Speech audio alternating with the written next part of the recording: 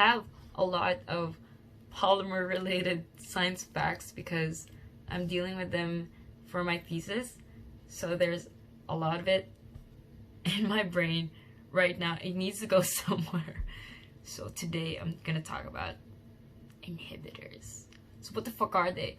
So last time I talked about how you can regulate the size of the polymer you're making by using both an organic solvent and water.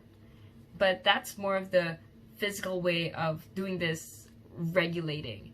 There's a chemical way, and that's by using this special ingredient called sodium nitrite.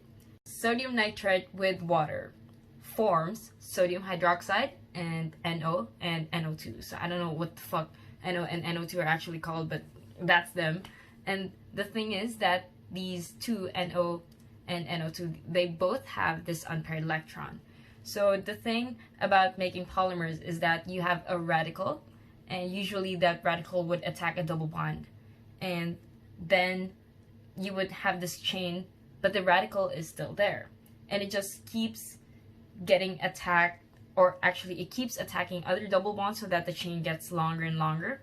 And the thing is that because of the unpaired electrons in NO and NO2, they can actually get attacked by that radical. And what happens is that the chain would end because you don't have the radical in that chain anymore that's attacking anything. So it's just so simple, you know, it's just the fact that NO and NO2 have these unpaired electrons, and that just stops the polymerization process. Like, it's so simple, you know that it happens in real life, because when you do this polymerization process, you add this specific amount of sodium nitrite as well as a bit of sodium hydroxide, because these two sides, they're in equilibrium. So when you have, let's say, usually the case is there's an excess of the sodium hydroxide. So because there's an excess, this equation, it wants to balance out. So the chemicals would shift towards this side. So the sodium hydroxide would decompose into the sodium nitrite and water. But along that, it can't just form those two by itself. It also has to have the NO and the NO2.